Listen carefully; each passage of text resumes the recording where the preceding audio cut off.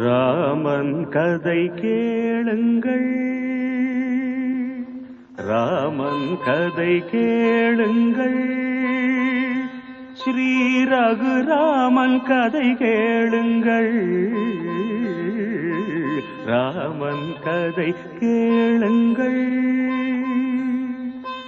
அலங்காரச் சீதை அழகரசாளும் கோதை விழி கண்டு குடிகொண்டு, அவள் விழி கண்டு குடிகொண்டு மணமாலை தந்த ராமன் கதை கேளுங்கள்.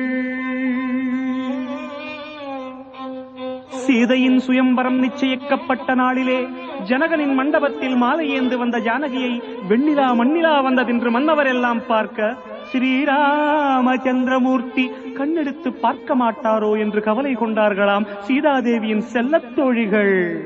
ராமன் கதை கேளுங்கள், ராமன் கதை கேளுங்கள், ஸ்ரீ ரகுராமன் கதை கேளுங்கள், ராமன் கதை கேளுங்கள்.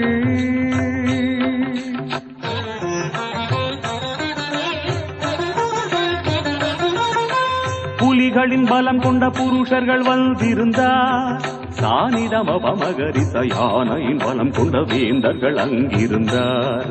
சகரிகமனிதமனினி புலிகளின் பலம் கொண்ட புருஷர்கள் வந்திருந்தார், தாதகிட தகஜனு தயானையின் பலம் கொண்ட வேந்தர்கள் அங்கிருந்தார். தகஜனு தகதிமி தக தோளில் மலையை தூக்கிய வீரர் வந்தார்.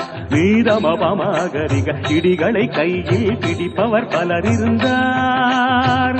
ஆகா, நடந்தாள் சீதை, நடந்தாள் விழி மலர்ந்தாள், சபை அளந்தாள். பரவு கண்டு அவள் அழகு கண்டு சிவதனுசின் நாடும் வீணை போல அதிர்ந்தது. ராமன் கதை கேளுங்கள், கதை கேளுங்கள்.